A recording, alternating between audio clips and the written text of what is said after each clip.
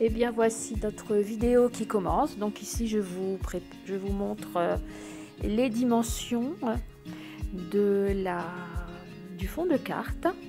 Puis je continue avec le papier de soie. Donc ces papiers de soie, vous pouvez aussi les avoir des fois dans les colis. Voilà, c'est très sympa. Donc ma petite aquarelle que je traîne un peu partout, même en voyage. Donc vous pouvez prendre n'importe quelle aquarelle que vous avez dans vos tiroirs sans aucun problème. Donc préparez quelques pinceaux. Si vous n'avez pas les mêmes pinceaux que moi, c'est pas bien grave. Vous pouvez prendre un petit pinceau que vous avez également chez vous. Voilà. Donc ensuite je montre ici le tampon. Donc aujourd'hui je vais utiliser le tampon de chez Shoe and Flowers, cette jolie fleur. Donc ça, les fleurs, on en a aussi pas mal. Puis du gesso, un peu de gesso. Donc vous allez, je vous montre le StaZone et puis le tampon, ainsi que la palette. Donc là, vous tamponnez avec le StaZone sur votre papier de soie plusieurs fois votre tampon. Voilà, un peu comme vous le voulez. Puis nous allons commencer à coloriser, donc vous faites vos mélanges, puis vous donnez des petites touches, des toutes petites touches par-ci par-là. Voilà, c'est pas la peine de fignoler, en fait c'est un fond qui va rappeler un peu le tamponnage, mais en fait je vous rappelle qu'on fait le fond. Donc j'y vais, alors là, à la wall again, comme j'ai l'habitude à dire. Donc ici je prends un rose un peu plus pâle. Je fais mon petit mélange dans ma palette et puis je rajoute un petit peu de rose également avec mon violet. Donc à voir comme ça, on se dit, c'est du vite fait ici, hein. Mais vous allez voir, ça va donner vraiment quelque chose de sympa. Donc là, j'ai colorisé les feuilles en vert, puis j'ai mis du vert très clair, presque jaune, pour l'intérieur de mes fleurs. Et là je fais le tour avec un petit bleu vert, voilà, un petit bleu vert sympa.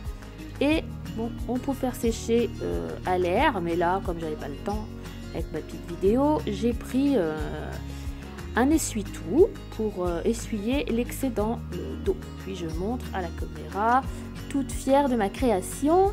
Voilà.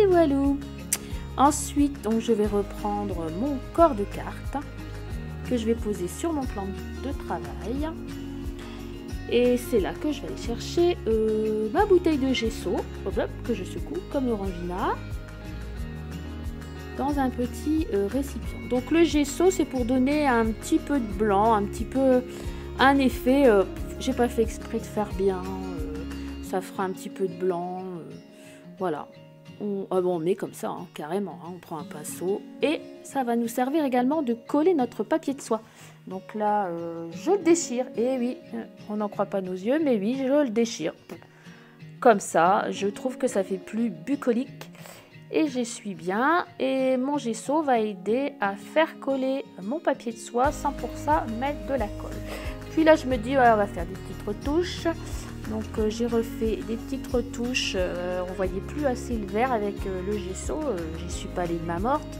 Donc j'ai remis et du vert, et du violet, et du rose, et de tout. J'ai même été chercher un petit échantillon d'aquarelle que j'avais eu, vous voyez, quand j'ai commandé ma toute petite palette. La personne m'a offert ce petit échantillon d'aquarelle. Voilà, donc là, voilà, là c'est une petite manip de ma part. J'ai voulu faire un petit effet de lenteur, mais voilà, je ne suis pas aussi lente, hein, je précise. Voilà, pop, et vas-y que j'en mets un petit peu tout partout. Donc vous voyez, pour coloriser, on peut faire un peu, voilà, on se prend pas la tête, hein, c'est vraiment du lâcher prise. Voilà, faut que ça fasse un peu, regardez, voilà, c'est joli, ça change un peu. Voilà, maintenant je vais prendre ma Versafine et puis je vais retamponner toujours le même tampon avec ma petite fleur, voilà, pour faire un rappel. Donc j'ai bien marqué, tamponner la même fleur sur du papier normal, du papier blanc, voilà, du papier cartonné blanc. Et puis avec la magie, hop, il est colorié. Et je le détourne, puisque j'avais pas de die, donc je le détourne. Donc en fait, je ressors une petite fleur que j'ai colorisée avec mes carottages, dont je suis fière.